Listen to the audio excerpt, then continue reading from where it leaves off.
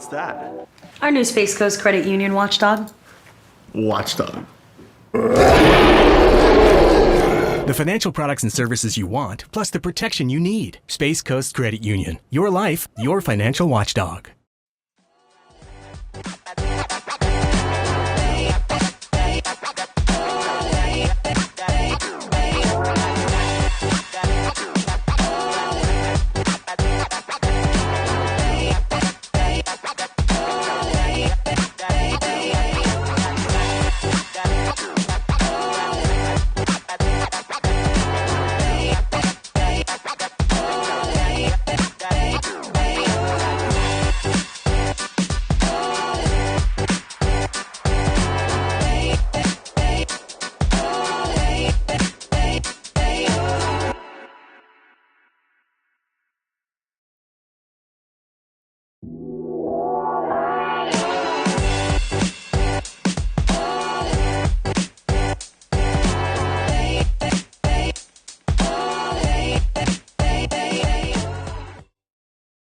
They so badly needed on Monday night with that 23-15 win over the LA Rams.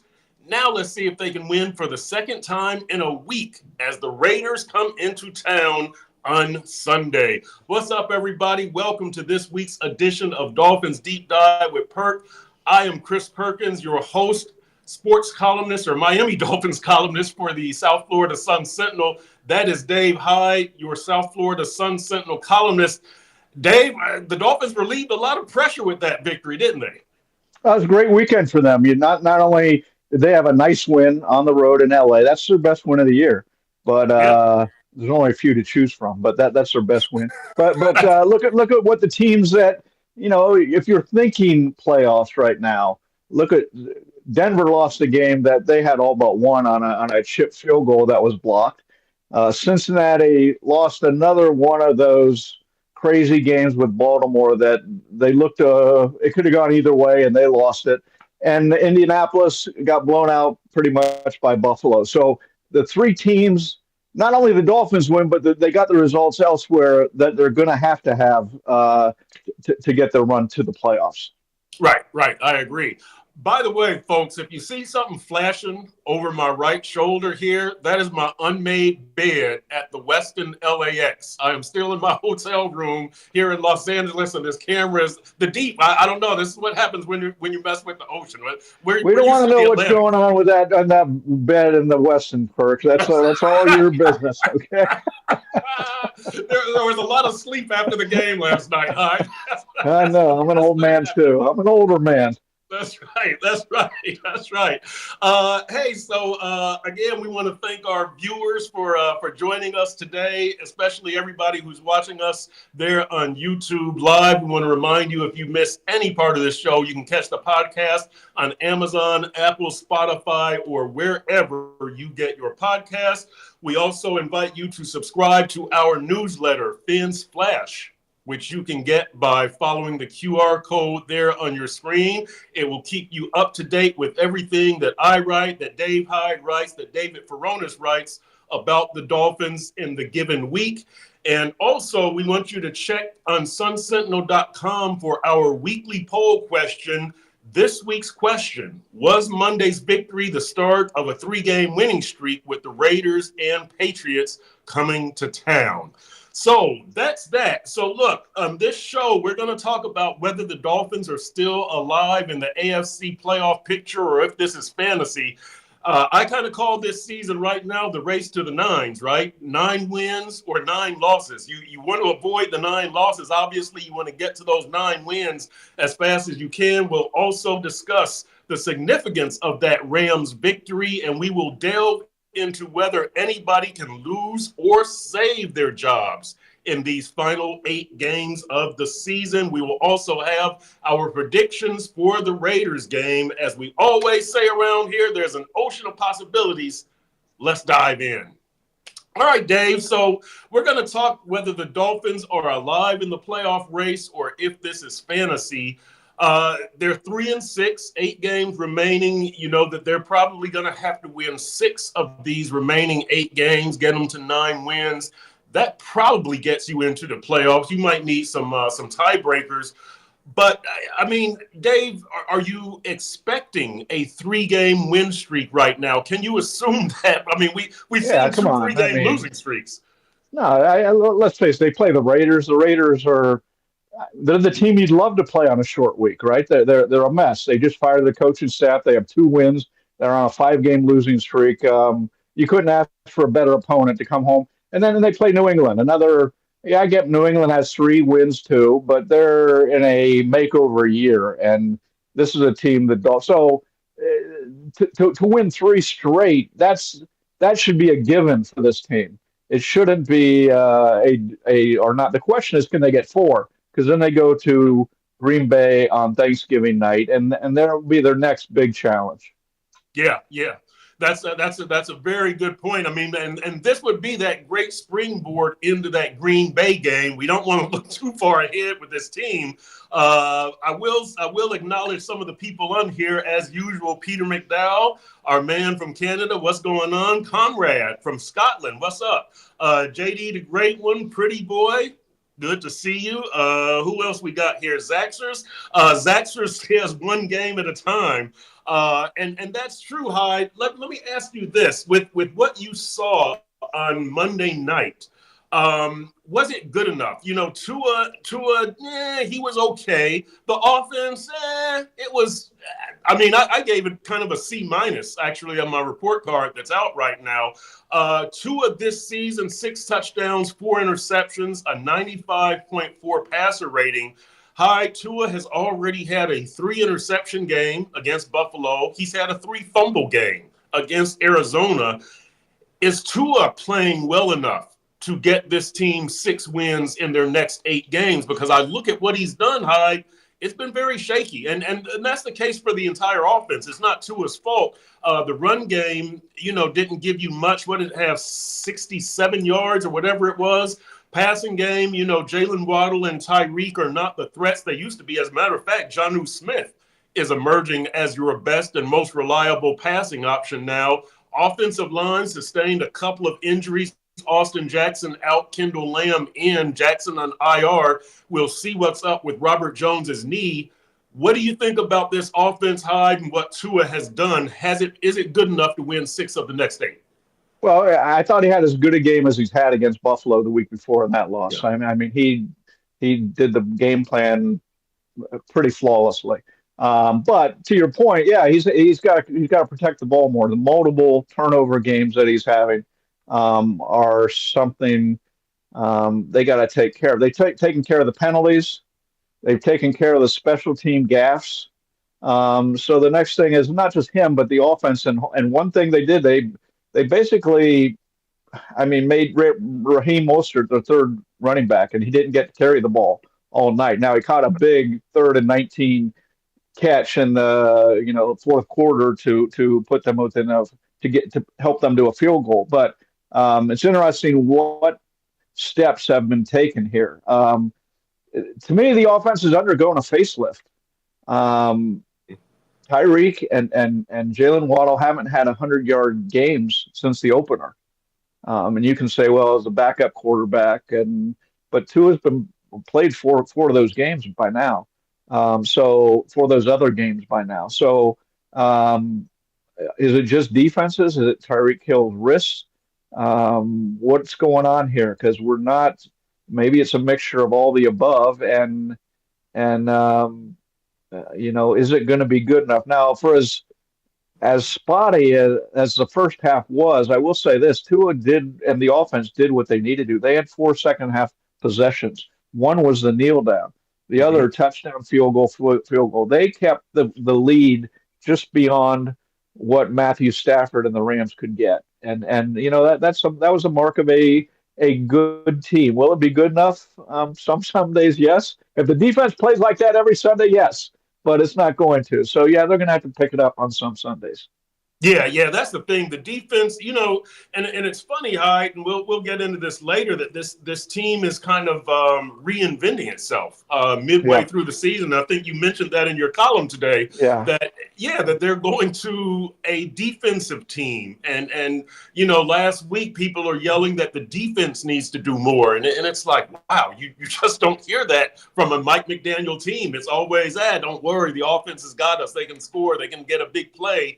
And now it's the defense. And look, credit Anthony Weaver and credit as let's see who texted this in, Phil Montgomery. Phil Montgomery says, I think Sealer and Campbell are the only players on the team fans can count on to show up week in and week out.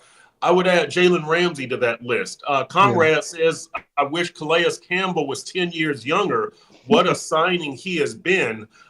Pete's Takes just checks in. But yeah, Hyde, when you look at what Calais Campbell has done, Zach Sealer has done, Jalen Ramsey has done, you look at the defense, the difference this week when Sealer and Cater Kohu and Javon Holland are back in there, I do think you have to wonder, is this team making kind of a transformation, and is it a healthy, sustainable transformation? Can they get to the playoffs like this? I think right now you have to assume that, that's your best way to make it to the playoffs, because listen, you talk about, Mostert only played 8 snaps from scrimmage Yeah. yesterday, and he did not have a carry, which was good. Look, we've seen Mike McDaniel essentially demote Durham Smythe at tight end. We saw him demote David Long, a team captain at linebacker, and basically Raheem Mostert got demoted. Only 8 snaps from scrimmage and 5 snaps he played special teams as a kickoff returner. That's a demotion, and I'm glad to see that from Mike McDaniel. It kind of shows me that he's not scared of the repercussions, that he's willing to do whatever it's going to take to get this team pointed in the right direction. So from that standpoint, Hyde, when I kind of see this team relying more on its defense, I'm kind of happy that Mike McDaniel is allowing that to happen, that he's not forcing that deep pass down the field like he has at previous times, thinking we've got to be an offense-led team. I think this is great recognition from Mike McDaniel. And when Phil Montgomery and our other texters, talk about Calais Campbell and Zach Sealer, I think that could be a healthy thing. What do you think about what we're seeing, kind of this metamorphosis almost? Well, it was a 1 week metamorphosis. Let's remember last week against Buffalo, the defense didn't hold up real well. The week before in the fourth quarter against Arizona, it didn't hold up. Now, it's 1 week to build off. They got some guys back. They got Sealer Right, back, Javon right, Holland back. right. So is this who they are? Is this who they are? And now they get to go against an Oakland offense that's the dregs of the league. Okay, it's bad. So this should be another game to build off of. But to your point, it was interesting. Last night they had 4 sacks coming into the season. So before that, they had 10 the whole season. They had 8 takeaways all Yeah. season. They had 2 last night. So they've been good on third downs all year, and they were again last night 3 for 12. The Rams converted, but they kept the Rams out of the end zone, which if you could do that to any NFL team, you're going to win games. Who cares about 5 field goals? Let them kick field goals all night. But to your point, is this who the defense is? I don't know. You can't. It was a great game. Now, can they make it a great month and a great second half of the season is going to be the question. Yeah, and I think Hyde really, and I've been saying this all season, all off season, that the path to the playoffs for this team remains the same, and it's beating the non-playoff teams, right? Beating the bad teams. They've lost to Buffalo twice. What's going to happen in Green Bay? I don't know. What's going to happen in Houston? I don't know. But you got to beat the Raiders. You got to beat the Patriots. You got to beat the Jets twice. You got to beat Cleveland. The loss to Arizona is going to hurt. The loss to Tennessee is going to hurt. But there's still a path. You can still get to the playoffs. And that brings me to our question of the week, our weekly poll question. Again, was Monday's victory the start of a 3-game winning streak? with the Raiders and Patriots coming to town. We give you three options here. The first option definitely is to start a 3-game winning streak. The Dolphins are on an upswing. Second option, maybe the Dolphins will win one of the next two. Third option, still too many mistakes. The Dolphins will be lucky to win either. We've got a couple of comments here. Timothy Beavers from Ocala says there is reason to believe that we can get to 11 wins if the Dolphins stay reasonably healthy. That's winning out, by the way. That's an optimist. That's a Dolphin fan right very there. That is a optimistic. Dolphin fan. Because That's right. all for 2 decades they've just been shoveled, and then they see the beauty. And I love that. Good for you. Right, exactly. Steve Ross loves hearing this. Timothy goes on to say even 11 wins may not make a wild card spot. It will. Nevertheless, this team is capable if they believe in the coaching philosophy. Bill Miller from Ocala says the defense came alive Monday night. The team has played better the last 3 games and seems like they have some motivation and fight left in them. I feel the Dolphins are much better than 3-6 than the Jets and Patriots are, who are both 3-7. I noticed much better tackling from the defense on Monday night. Let's finish this segment with this, Hyde. I've written a couple of times about the locker room and the team, and I think that, from everything that I've seen and heard on the record and off the record, Mike McDaniel still has a hold of this locker room. These players still give a damn. They still care. They've had players-only meetings as recently as last Monday. After the Buffalo game. And look, players-only meetings, and a lot of players, Teron Armstead, Zach Sealer, they told me they recognize that doesn't mean they're going to win. They like the intention of the meeting, that guys are still locked in and focused. Alec Ingold told me the same thing. So, Hyde, when you look at kind of the fighting spirit of this team and its attitude, I see positive things. What do you see, and does it matter? Yeah, does it matter? Well, it matters when you're 2-6 to hold together and to be opposite. It matters to be optimists. They got to believe.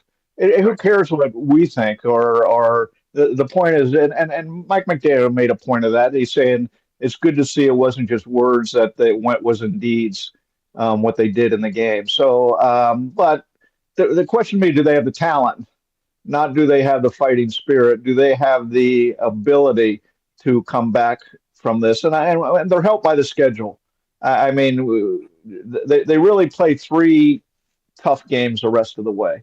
The Packers and Houston on the road and San Francisco at home. And who knows?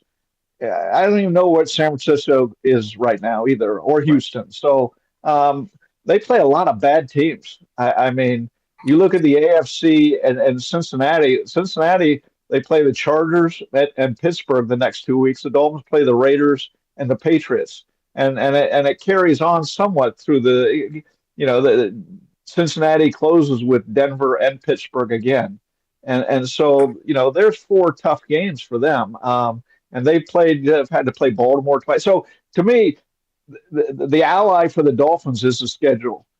Right. Win the games, and they got to win one of those 3 tough games. Right. And just take care of business the rest of the way. And that should, if you're drawing a path of how to get into 9 wins, that would be it. Yep. So I think it's available. It's doable. I think that losing to Arizona and Tennessee has cut your some of your wiggle room, but it's still doable. It's still doable. All right, Hyde, let's move on to our next segment. What was the best thing about this Rams victory? You can go a whole lot of different ways. You can talk about the Dolphins winning without the offensive big play, right? You can talk about Mike McDaniel and his play calling continuing to evolve, not forcing that big pass play down the field to put your offense into trouble. We can talk about the defense showing that it can carry a bigger share of the load than we originally thought. Now that they got healthy, they got Sealer back, they got Kohu back, they got Holland back. You still don't have Jalen Phillips and Bradley Chubb, and you're still doing a little bit more than your share of the load. Um, the special teams remain solid. You pointed out in your column the penalties are down. They just had 1 for 15 on Sunday. So there are a lot of there are a lot of good things going on with this team. I don't know if any of them are say that they're going to win a playoff game or even make the playoffs, but there are a lot of good things. Look, to me, I actually do think that winning without the big play is probably the best thing to come out of this game because you were so dependent on the big play. And look, your run game, I'm trying to get this right. I think they had 17 carries and wide receivers had 4 of them. Tyreek had 2, Malik Washington 1, and Jalen Waddle 1. So you're finding ways to get them the ball. You're finding other things that you can do offensively. Look, you scored 27, the previous 2 games and then 23 this game. None of that is great compared to what we're used to seeing from the Dolphins, right? I don't think they've scored more than 3 touchdowns in a game, and that was the Buffalo game. That's pretty representative when they play against a pretty good defense. And the Rams, right? What they are is a very young team. The Dolphins are the oldest team in the league, and the Rams, I believe, they have the second youngest defense in the league. And you could see how well they've drafted and all that. So to me, though, the positive from the game is you've seen the defense play well against bad offenses this year. The Jacoby Brissett Patriots, even Anthony Richardson Colts. Even though they lost the game, you can't really fault the defense too much on that. But they played well. But now this was a pretty good offense, not it's a middle of the pack offense when you look by the numbers. Okay, but it does have Matthew Stafford, who even at 36. Is a weapon, and what the Dolphins did to the Rams is what teams do to the Dolphins. They took away the big play. I don't think the Rams threw downfield until late in the third quarter, as far as and that's sort of their bread and butter too. And so the Dolphins played a really smart. Anthony Weaver called a smart game and very effective. It looked like he had Stafford confused of what they were doing, and even as Tua made some plays that were uncharacteristic for him in the first half, Stafford did as well because of the defense thrown at him. Yep. Mark Heavy checking in. Good to see you. Mark signing in from New Mexico. Big win last night. Fins up. I agree. Sean Heller checking in with us. Juan Pablo Barbuth says, gritty road win against a great offense. Now let's see a winning streak begin. Pete's Takes, blessed day, everyone. Talk to us about how Tua did everything to almost lose this game last night. Incredible.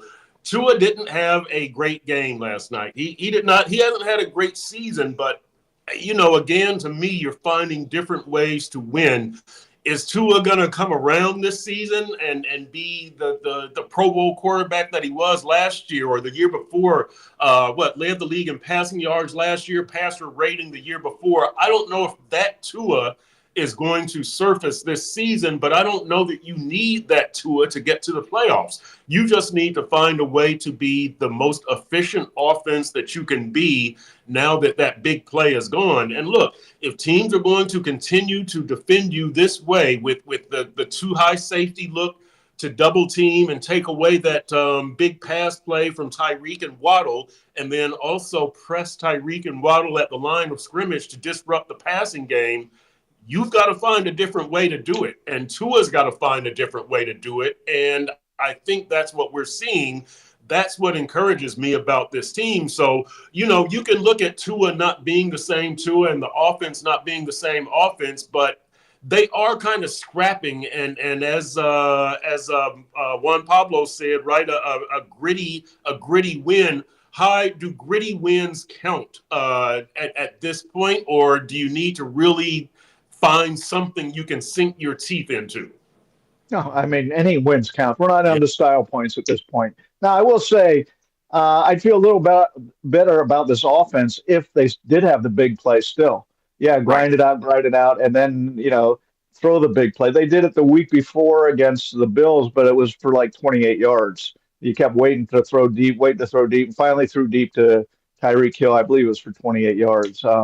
And Tyreek had 3 catches for 16 yards and his first touchdown, a 1 yard catch since week 1. And so something's wrong. Is it his wrist? Is that the thing? Is it defenses taking him away? Look, the defenses tried to take away Jamar Chase. He had 250 yards catching against the Ravens. Something's happened. Something's going on here.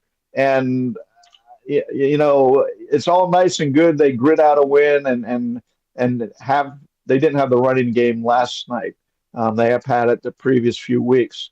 That's all good and well, and I think everybody will step back a little from how great the offensive line's playing right now to, hey, they came up against a pretty good defensive front and they got manhandled. But they toughed out a win. I would feel better about the team and the offense if they still had that big play component. Not maybe the whole offense is built on it, but that's who they are still. Their 2 best players are out wide, and we haven't really seen much of them for weeks. Yeah, and that really worries me for the future, Hyde, that you sunk all this money into that passing game. You can't even get them the ball.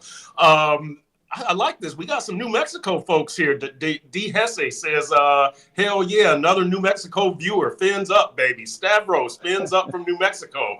I like Albuquerque. I actually love Albuquerque. I've talked to Jason Sanders about New Mexico because he went to New Mexico. He's a matter of fact, he's a California kid. This was a homecoming game for him. I didn't even think about that. But I used to cover TCU, and when they went into the WAC, the 16-team WAC back in '96, New Mexico was in it. So I actually even made a vacation trip with one of my exes out to New Mexico, Heavenly Peak.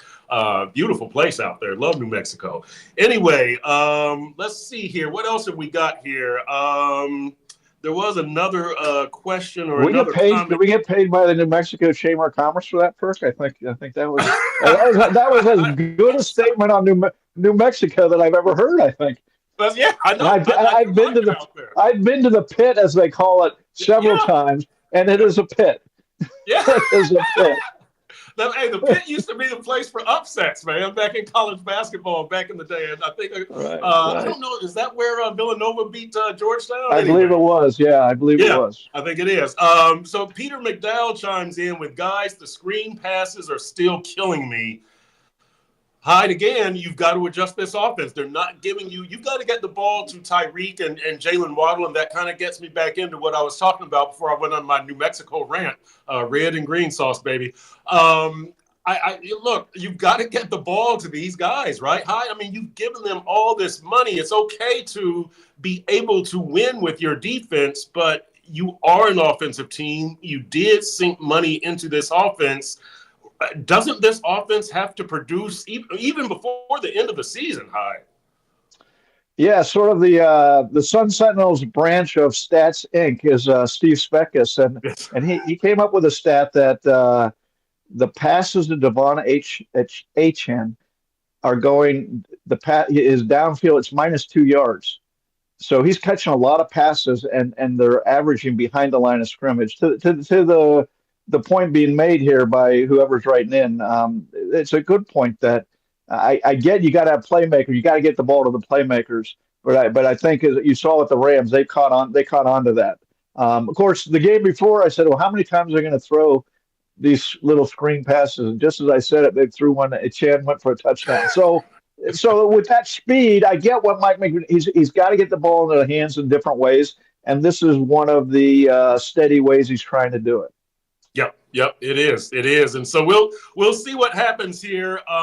But you win however you can, but man, you just sank a lot of money into that passing game. You'd like to see it produce for you.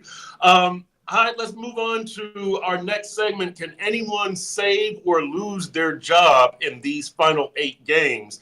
And kind of what we're assuming is, have any decisions been made, or is this all neutral? I'm assuming it's all neutral at this point, right? And so, look, Chris Greer and Mike McDaniel, and I guess, I'll open this door, off-season trades of Tyreek or Jalen Waddle, because if you can't get them the ball, right, what good are they? What good are both of them, I should say. So, and Bradley Chubb, if he doesn't come back, and I think he's going to cost you $21 million on the cap next year. So when Chris Greer is number one on the list, right? And you talk about who can save or lose their job, because it all starts with the GM, most important person in the franchise. I think we both agree on that. Is Chris Greer in a neutral position right now if you're Steve Ross, or is it he's gone, he needs to save his job in the next eight games?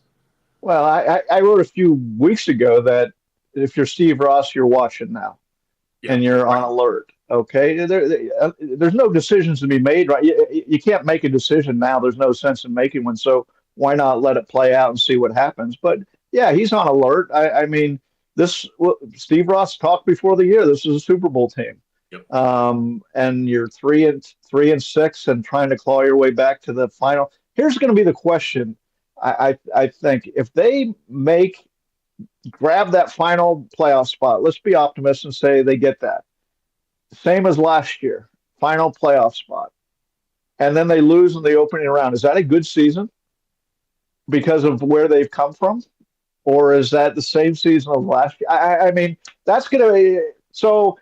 To your point, who's fighting for jobs, who's not? It depends on, I guess, how you want to frame the season. But we have to get to the end of the season, though, would be my point. There's no reason fire this guy, keep this guy right now. Let it play out.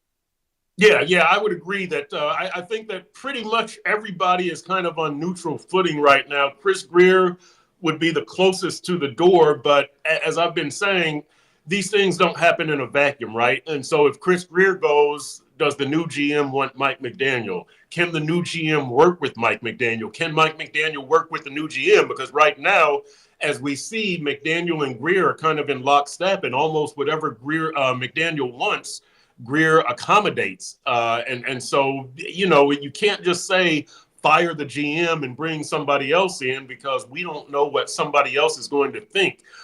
What I will say about Chris Greer is this, that I understand that, you can't be perfect in constructing the roster, but this backup quarterback thing, this was a disaster. And I don't know who is most at fault for that, whether it's Greer or McDaniel. I think it's probably 50-50, but Greer is most responsible as the GM, right? It might not be totally his fault, but he's most responsible. So he's got to carry that with him. And look, again, you come through the whole offseason with Skylar Thompson and Mike White. And look, I've been told that the Dolphins did investigate getting some quarterbacks, but the price went too high. They want to preserve the conditional pick, the supplemental pick that they'll get for losing Christian Wilkins. So let's interrupt right there. Yes. The price is not too high when it costs you your season. Right. I mean, that's the larger point that again, I get back. You had a first-time head coach who loves his players. That's his strength, and at times his weakness. Okay, his strength is he loves his players, and did he fall too low with the backup quarterback room? I don't know. Only these guys know. But all I know is, you watch practice in the summer. I watch practice in the summer. Their backup quarterbacks weren't looking too good, and so that falls on Chris to make that. If that's what takes down the season, he's got some splaining to do to Steve Ross. Yep. By the way, who texted in asking about Wilkins? He's I think he's having surgery, Christian Wilkins.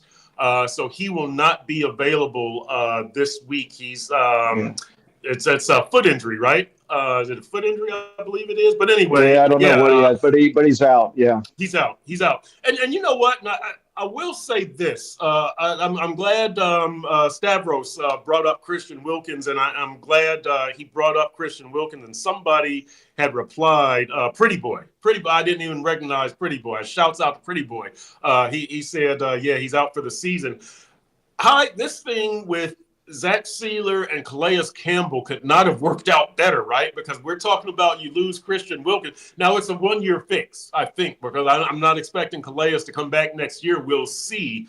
But, you know, I guess when you Well, talk the Chris other thing, Greer, he well, fell into that. look, yeah, you couldn't ask for more from Calais Right, Campbell through now, but he's 38. The right. question is, how is he going to be the end of December? And you built this team. We're going to play into late January and February, right? How's he going to be? I don't know. That's the mystery when you get old players in the NFL. How as the season goes on, will their bodies take? Now, Calais Campbell was a beast last night. Yeah. A sack, two deflected tips, one which led to an interception. He's everything you could hope for to this point. Yep. Hey, let me ask you this. Sean Heller brings up a great point here. He says, I think in reality, we don't know what we have in Skyler. He got injured in the first quarter in Seattle, but I think he is too injury prone at this point to be QB2.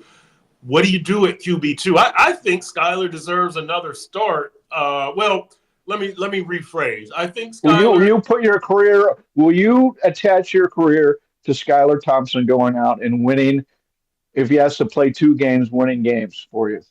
You have to this season, and that's No, kind of you my don't. point. At this, You didn't. You didn't. They how why you did can't they? get it? You can't get a better, like, the dude has been in the system. Like, who are you gonna get? Like, you're gonna end up with Tim Boyle or Mama, Snoop Huntley or C.J. Beathard, who has only been in the system for weeks as opposed to months.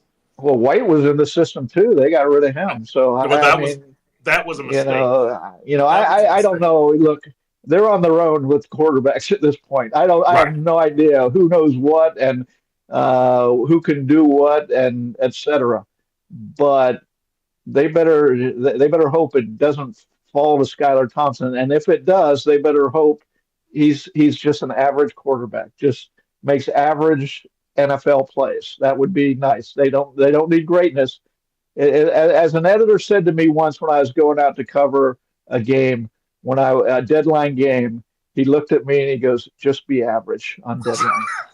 Just be average. Don't try to be great." That is a great rule for all backup quarterbacks, right? Yeah, you risk being exposed. Just be average, Yep, right? Just yep. be average. And look, I'll tell you this. With Skyler, when I say I think he deserves another start, I think he deserves to be the number 2 quarterback for the rest of the season. Is the better way to phrase it. I think that you've invested so much in him, and it's at such a late point. Like getting rid of Mike White, that was, again, Chris Greer and the thinking there. You have to wonder who is in charge of this thought process that we could have Mike White in here for months, and then we just toss him, and we can bring somebody else in. Like, what kind of thinking is that? And, Well, and so that's that's to me that's Mike McDaniel, right? And that's Chris Greer going with what Mike McDaniel's saying because it's his team. I want this player in. At some point, though, over the summer, it would behoove the general manager to say, "We're not tying ourselves to this backup quarterback room." Okay, I'm right. going out and getting someone because if it Yes, falls, and it's not like it's a great surprise that Tua got hurt, is it? I mean, it shouldn't be. correct. And speaking of which, the play we haven't talked about is interception, and he goes to make the tackle, and he takes a knee to the shoulder pad, grazing the head. And I thought, I hate to say it, my thought was, oh my God, here we go. And so it was good to see that had no lasting impact. And but I guess that's where we are. My point is the backup quarterback matters, especially on any NFL team. It matters. On this one, it even takes on a greater consequence. Lee Underwood says Skyler's days are numbered in Miami. John Yang says, no, Skyler is bad. Skyler is a 7th-round pick. I know. I like Skyler, and look, you've invested so much in him. Stavros says, does Do Chop you know? Do you already? know the term opportunity cost? So I was an economics major in college. Opportunity cost. It's the cost from today, not what you've invested in. It's if you forget what you've invested. Moving forward, what is that's sort of what we're talking here. If the season comes to Skylar Thompson 2 games from here, are you comfortable with that? And You and have to from what be. I've seen, no, you don't have to be. Well, I you've wouldn't be got you. comfortable. What's your option? Well, not now, but the point is they have had options, Right. and they've decided not only do they go with Skylar at the start, they've doubled down on him at this point. So Yeah. we'll see what happens. Hopefully, we That, won't see what happens. that would be better. I say that, and I truly do like Skylar. Stavros says, does Chop already have more sacks than Deion Jordan and Charles Harris combined? Chop has come alive the last couple of weeks, and he's really discovered a way to make that quick first step work for him. I think he was kind of getting stymied and blocked before earlier in the season, but now we saw him get around Deion Dawkins from Buffalo, the excellent left tackle there, a couple of times. We saw him get the sack last night. Can Chop, and I know you've written that the first round edge rusher, you expect like 3.5 sacks from him.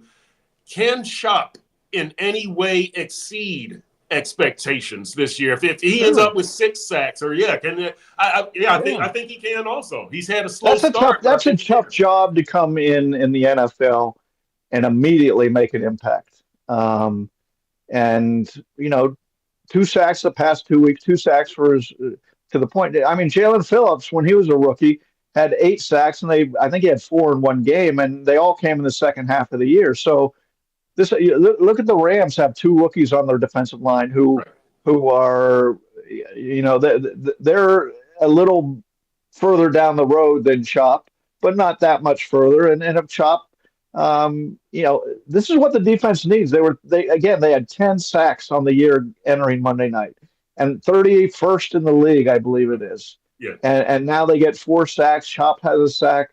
Bell has a sack.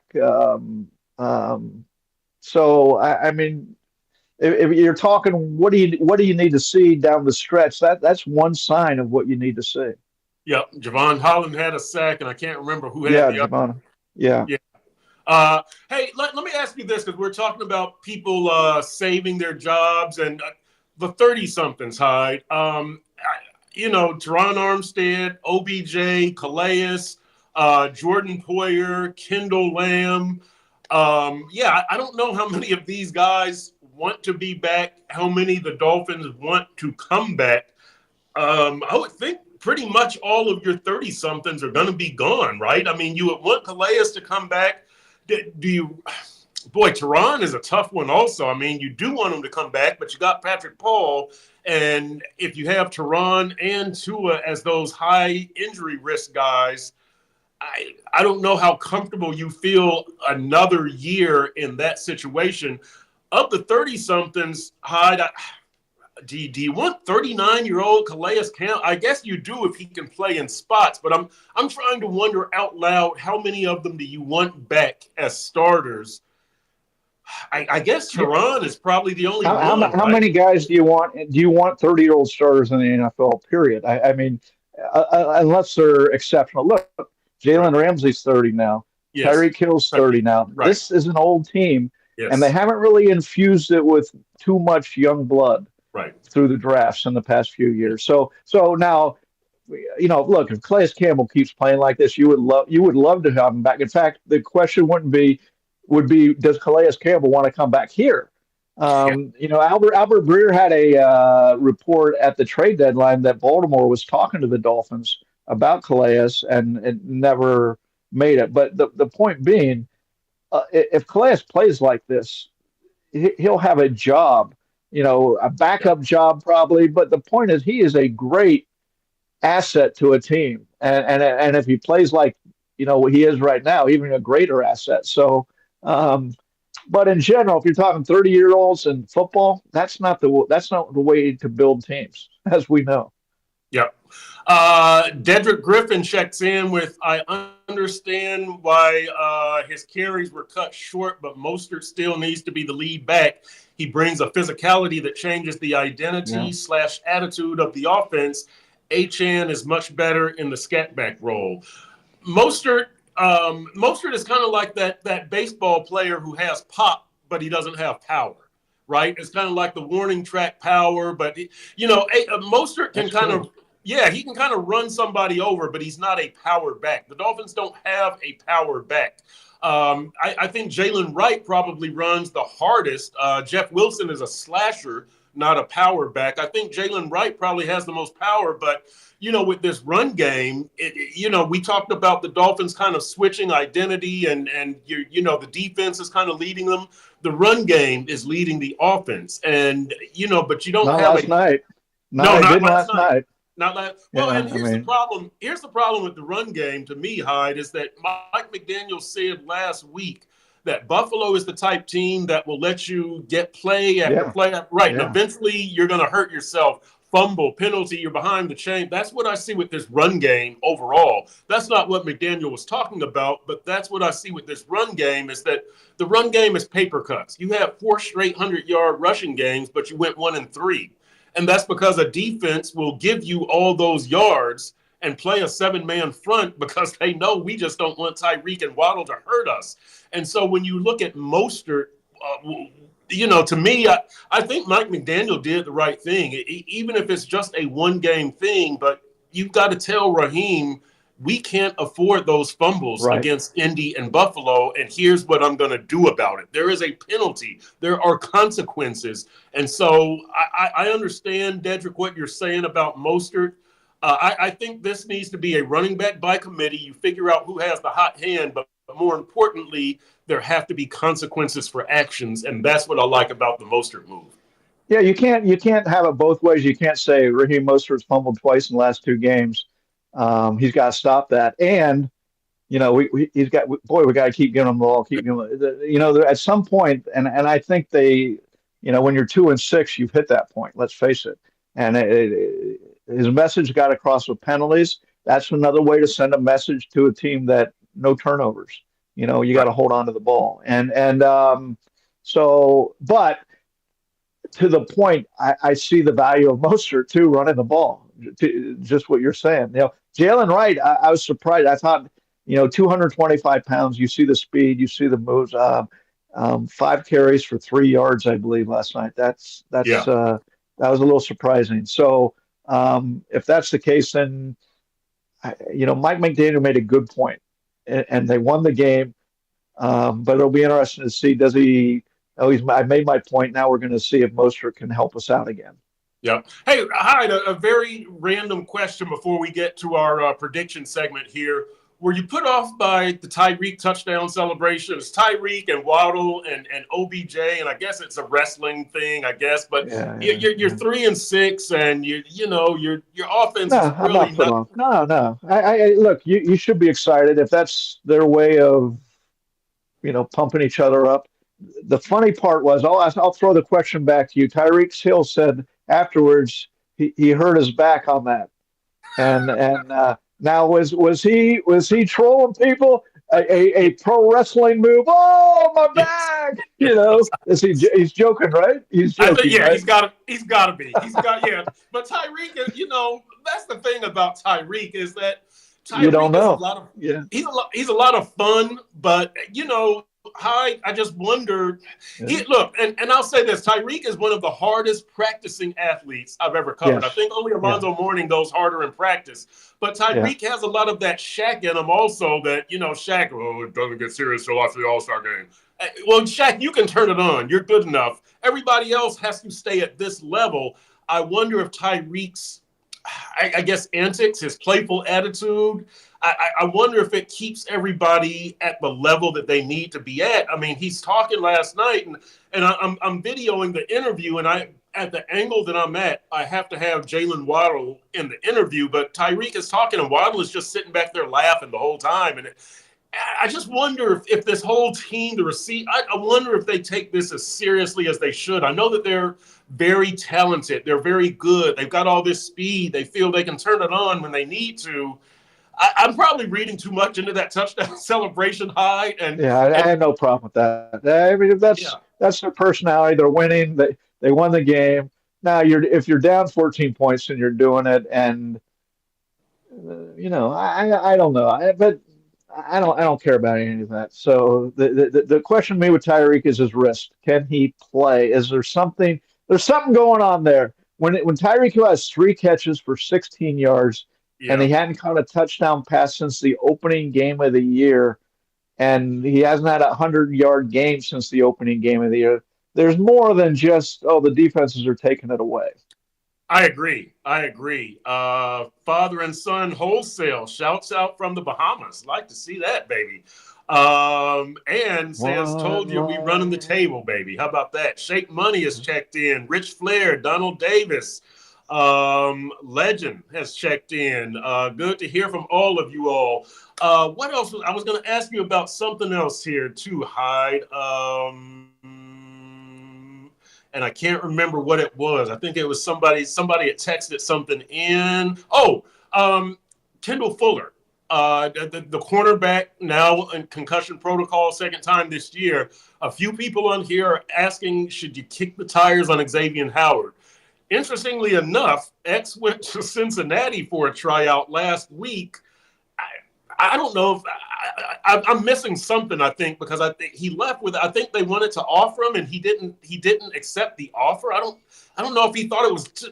But I don't know if it was money or what. It's crazy. Luke Anarumo, is over there, the former Dolphins defense coordinator. But would you kick the tires if necessary? If you need a cornerback, would you kick the tires on Xavier Howard, who has not played all season, has not been through training camp? This would be like, expecting great things from Bradley Chubb, who has not been around. But X, what can X contribute? What is it worth it, Hyde? Well, what are your options here? Well, Eli let's Apple? go down. I don't know. No. I mean, Correct, who are they going to be playing? Right? Who's going to be starting right now? That's my question. And all of a sudden, your cornerback room that was thin to begin with at the start of the year gets one, and it gets thinner. And you saw what happened by the end of the game last night. Who I'm drawing a blank on, the special teams. Neil was playing, and I'm sure Matthew Stafford's eyes were lighting up looking at his receivers on that. So, of course, I'd kick the tires. I'd do anything right now to say, can we find anybody better out there? The question is, what terms did X leave on, and what kind of shape is he in, et cetera, et cetera. But yeah, I'd kick the tires. Yeah. People are on your side on the touchdown celebration. Jay Beers says you got to play loose. Shake Money. Tell him, Perk, get off my lawn. That's right. Old man. I'm usually the old man. You're the old man now, Perk.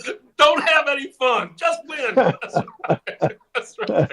Act like you've been there before. Paul Brown quote.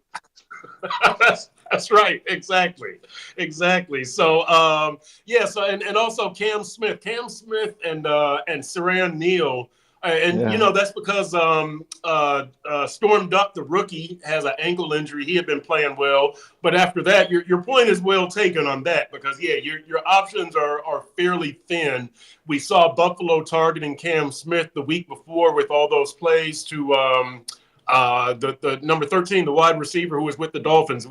Matt Collins, Matt Collins. Matt Collins. Yeah. And so we saw the targeting. I don't know what to make of Cam Smith. I don't know what to make of Cam Smith. He made a nice tackle on a play yesterday, but here we are in a year and a half in, and is there anything wrong with getting impact from first and second round players right away? I mean, other teams do it, right? I mean, it does happen around the league. Exactly. Oh, Chris Greer is saving it up, man. He wants to save it up and make the big splash, right? Bring them all out at the same time. All right, Hyde, here we are. We are at prediction time, baby. It is Dolphins. It is Raiders. 1:00 Sunday, Hard Rock Stadium. Who you got? I'll go first here, Hyde. Okay, I'll go ahead. First here. I'm going Dolphins 31. Raiders 20. We're going to have a 30-point performance by the Dolphins. Now, maybe we have a defensive touchdown in there, but look, the Raiders are an absolute disaster, right? You start with their quarterback position. Aiden O'Connell's got the thumb or shoulder, and then Minshew comes in last week, and he's not any good, and they ended up going to the kid from Cincinnati, Desmond Ridder. And they had just signed him from Arizona's practice squad. So they are a total mess. The Dolphins should win this one comfortably, Hyde. I'm with you. There's no reason to underline your points again. I'd say 30-13. I see this as a blowout. You Yeah. couldn't have a better schedule on a short week after what was a good win in the Rams, and now you have a chance to build some momentum. That stuff. So let me ask you this, Hyde. If you're Mike McDaniel, how much do you force the issue in this game? How much do you force the deep ball to Tyreek and Jalen Waddle to get that going, or do you just run it 30 times, get your victory, and lead? Can you fix things here? If you're Anthony Weaver, do you tinker with that pass, with the non-blitz pass rush? Is this a get right game, or are you at that stage if you're the Dolphins? I No. would like to see them try to do something high. Get that deep ball. I know you just I, have to win. you win and you win however you have to. Yeah, If you can get the deep ball going, that would be great. The Raiders defense, I think, is second worst in the league as far as points against. So you should have some shots downfield or shots however you want them. But the point is, if you walk away scoring 30 points on offense, no matter how it's going to come in good ways, right? If yeah. you score Right. 30 points, you're going to feel good about the offense leaving that field. Yep, exactly. Lee Underwood says Dolphins 35-14. Stavros says have the Bills clinch the division. I haven't looked, but I don't But think they they clinched. have. They clinched in September, I think. That's right. Exactly. EJ Barrow says Tua will be facing the double X factor, Max Crosby. Very good point. We'll see what Kendall Lamb has to say about that. But JD, the great one, says only the W matters, and I think I tend to agree with that. I would like to see them get that fearsome offense going and find a solution. You're exactly right. As I talk to players and they keep telling me about the two deep safeties or too high safety or shell or cloud, whatever you want to call it, and this press coverage. But I'm just like, dude, there's a third teamer at NC State who can beat press coverage. Yeah. Something is missing with this explanation. No. I don't know Yeah. what it is, but it can't be as simple as too high and press coverage because you're going to tell me Tyreek and Waddle haven't faced that before in their NFL career in college? Something's missing in this explanation, but I can't figure out what it is. Yeah. Well, I mean, you look around the league. Good receipt. You don't think teams key on Jefferson and miss. Right. I mean, you go around the league and again, I saw it struck home when I was watching Jamar Chase Thursday night, and he had 245 yards, I think, and three touchdowns, Yep. and he was the only receiver because T. Higgins was hurt for Cincinnati. So it's like, okay, why is he getting? How are they getting him the ball so much, and the Dolphins can't seem to get it to either of their guys, either of them, Yep. and now they got on the opening drive. Jalen Waddle had 55 yards on two catches, but that was Yep. the most yards he'd had since the opener, and he finished partially because he dropped a perfect throw from Tua, but he Yep. finished with 57 yards. So yeah, that's a bizarre component of this season. Yeah. H checks in and says even the high-powered Chiefs have been struggling offensively. H, I got something to tell you. The Chiefs won the Super Bowl last year on defense, not on offense. It was on defense. It was Chris Jones and those corners, L'Jarius Sneed and Trent McDuffie. I mean, they were an outstanding defensive team. That offense, I think they were 15th or 13th in the league in offense last year. Those receivers couldn't catch passes until the end of the season, and then they started catching them for whatever reason. I will throw this out though. Not only they went on defense, but I just want to throw this name. Has Taylor Swift watched the Chiefs lose ever? I mean, seriously, when do these kids get together? And they've won what 15 straight? I don't think she's seen a loss. It's incredible. It's incredible. So there you go. There you go. Look, Father and Son Wholesale gives us the best score prediction of the week. Dolphins 37, Raiders 9, maybe 10. So I like that. Depending on the extra point. Depending on that extra point. That's right. That's right. Exactly. Danny Crossman, he might not block it. Right? Yeah. So, all right. Look, we want to thank everybody for tuning in this week. I come to you next week from South Florida. But from the LAX Western with this bed flashing back here behind me, we will check in with you next week on Dolphins Deep Dive with Perkins.